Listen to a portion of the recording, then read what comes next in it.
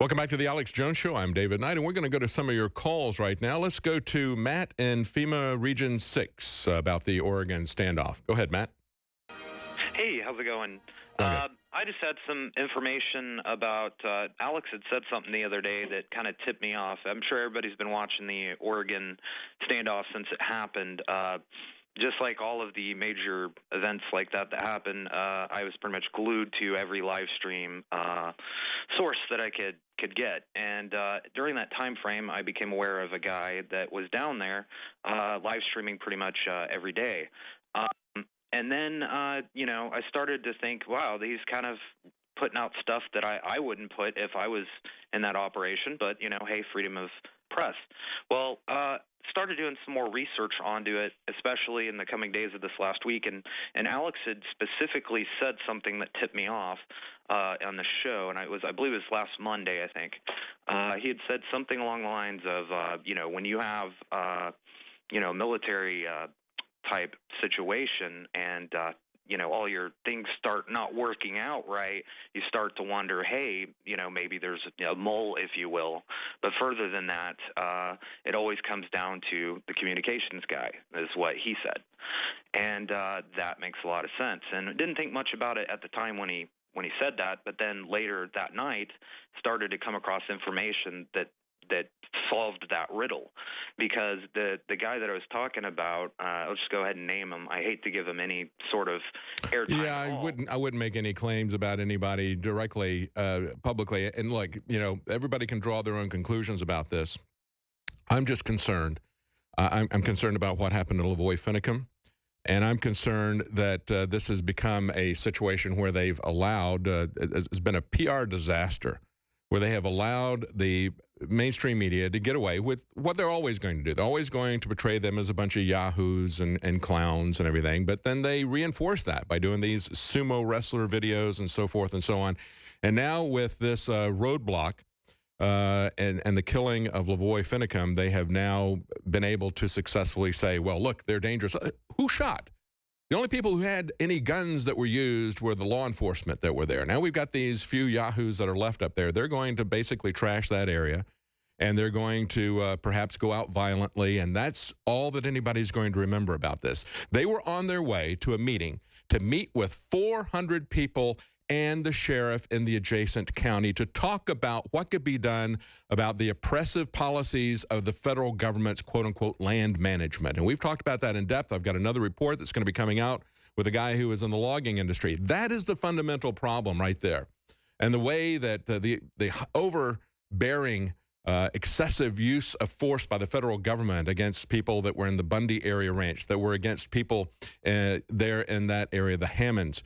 But I think the fundamental mistake that the Bundy family made was going out of their area.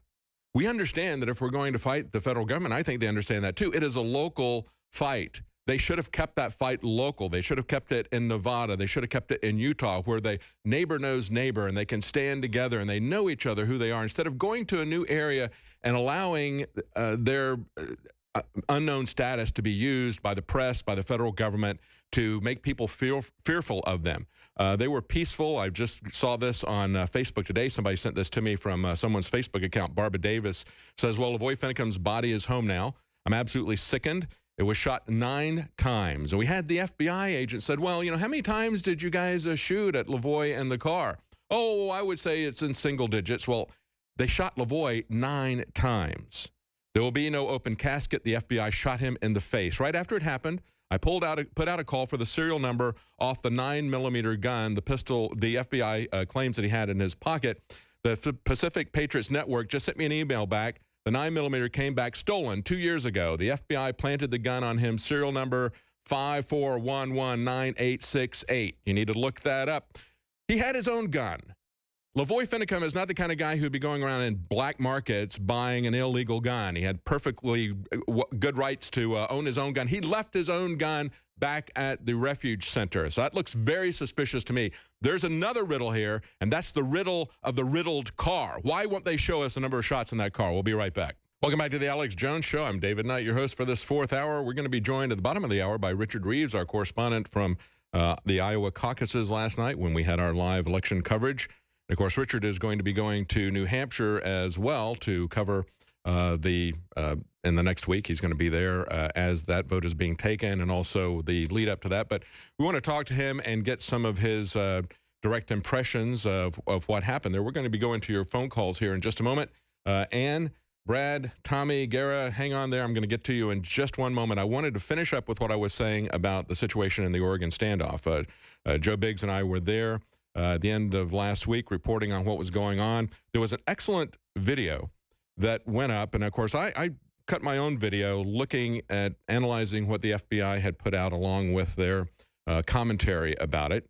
The fact that they would give us such incredibly low-resolution video shot from above as they're circling around. Many times it was obscured by trees. There was absolutely no sound.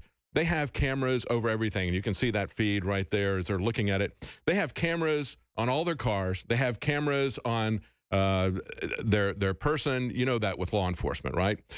Nevertheless, they give us this incredibly low-res video, so we can't really see what's going on with any detail.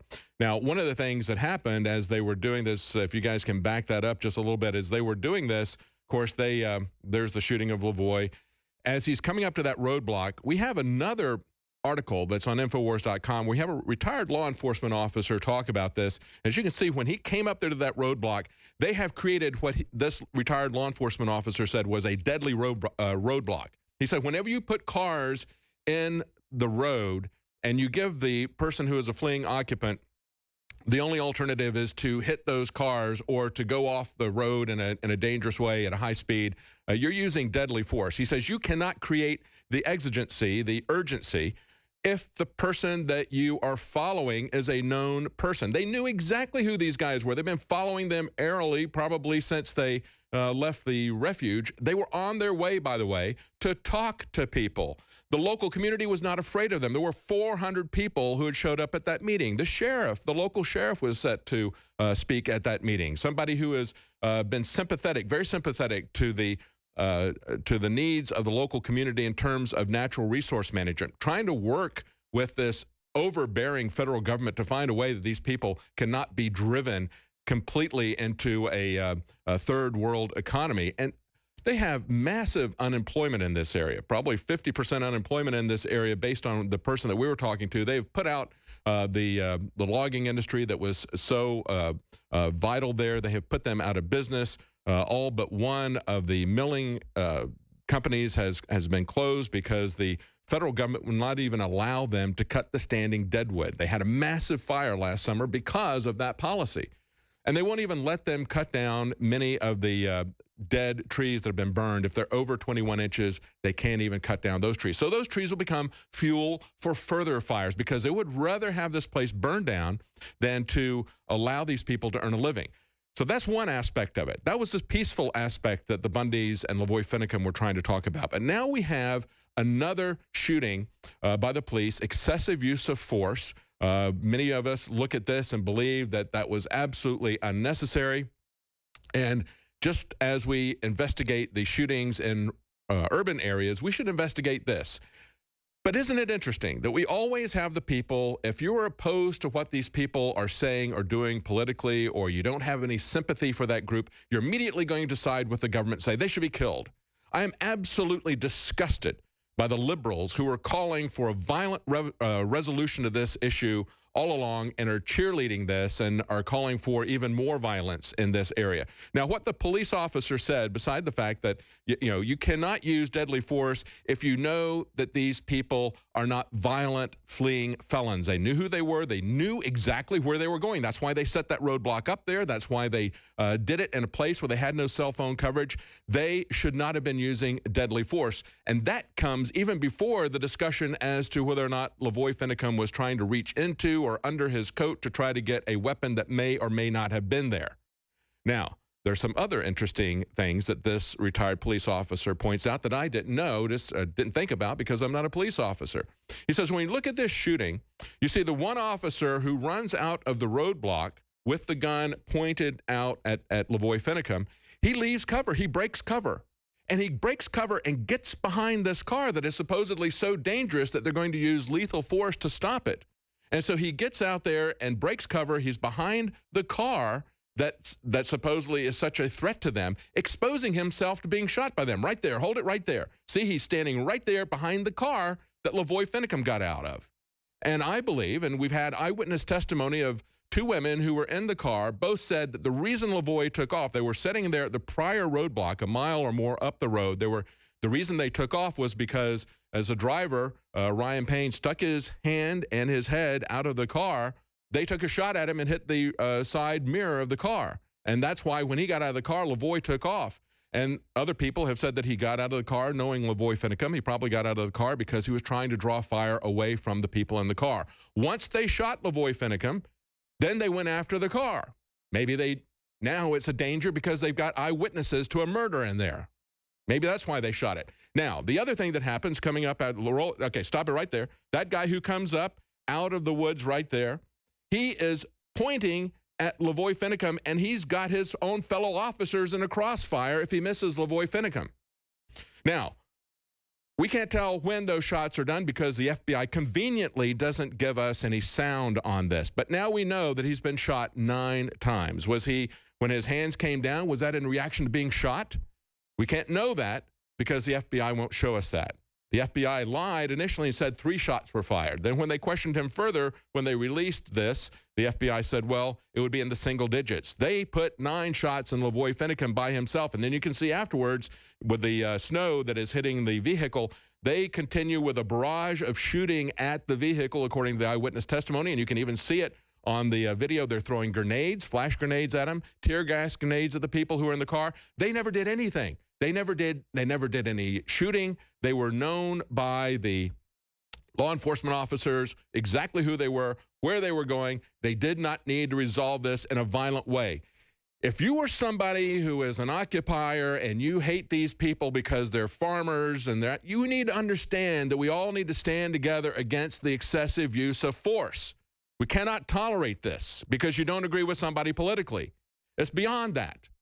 It's like saying we're going to let Obama do whatever he wants on this particular issue because I agree with him on that issue. Or we're not going to let him because I don't agree with him on that issue, but we're going to let the Republicans do it when they come in. That's what. So we need to understand that executive orders countermanding the wishes of our elected officials are wrong, regardless of what you think about the issue. That's where we need to come down on this. That's where we need to understand we have to have a rule of law. We have to have a rule of law when we create the laws. We have to have the rule of law when we enforce the laws. When we look at a shooting like this, it ought to make you sick. It shouldn't be celebrated on social media like we're seeing from the lefties, calling them Al-Qaeda. They were not violent. The only people who used violence were the government. They were protesters. They have a constitutional right to peaceful assembly. It should never have been resolved this way. I think it would have been far better if instead of taking over that wildlife refuge, they should never have done that. They should have gone around and held these meetings without having taken over that refuge. But that's when they became really dangerous to Governor Kate Brown. That's what they were really concerned about. Let me tell you, when they go to a neighboring county where the sheriff is sympathetic to the use of natural resources and deputizes some citizens to have a natural resource committee to try to work with the federal government to try to keep these people on the land, and that gets shut down by a judge. The Oregon state government, the federal government, they're working together to put these people off the land, to shut down the land rights because they want to take away the economy there. They want to get the people off the land. They want to shut down any kind of surface or mineral rights that people have had for generations, shut down the economy. They can turn this over to the federal government, and then people like Harry Reid or John McCain can sell these mineral rights to foreign corporations like they're doing in Arizona. Resolution Copper, they're going to go in, they're going to destroy this area. It's a recreational area. It is an historical area to the Indians. It's a religious area to the Indians. And it's a beautiful, pristine wilderness. They're going to turn this over to a foreign copper company that is going to turn this into a giant crater with the kind of radical mining that they would never allow anybody in the United States to do. But once they get this into a mass, they're no longer worried about the environment, okay? Understand that is simply a beard, just like we saw in Nevada. So that's what you need to be concerned about. There's so many multiple levels here in this story. We could just camp out on this one story forever, but we can't. There are other things that are happening to us and around us, and we need to cover the big picture. But you need to take a look at this. Do not let this murder go unanswered, uninvestigated. They won't show the car. We can't see how many bullets there are in the car. They've held this car from people. So they are not playing openly with the American people. When the FBI agent who is narrating this low-resolution, soundless film says that LaVoy Finicum is trying to run down their agent when he swerves to avoid the cars that are doing the roadblock there, and you have an agent who jumps out from behind the cars in the roadblock, leaps out in front of his vehicle, and then he turns farther to the left to try to avoid him. I mean, that's absolute insanity. I don't know what that agent is thinking. I don't know what the agent is thinking when he breaks cover and gets behind this so-called dangerous car, or the other agent that comes in and exposes his guys to crossfire, starts shooting at the direction of LaVoy Finicum and his own fellow agents at the same time. At the very least, this is Keystone Cops. At the worst, it's premeditated murder.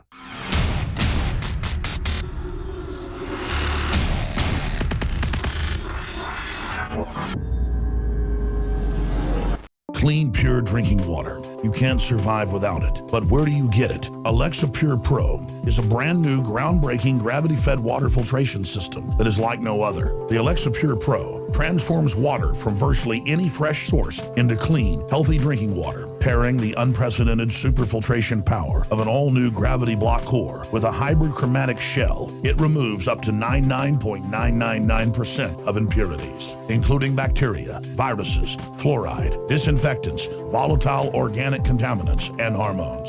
Filter capacity up to 5,000 gallons. Stainless steel construction. Easy assembly. Low maintenance. Replacement filters are simple to install. And now, as part of an exclusive limited time introductory offer, you can save $20 off the retail price and get free shipping. This is a limited time offer, so order your unit today and receive free shipping and $20 off. Go to InfoWarsStore.com or call 888-253-3139.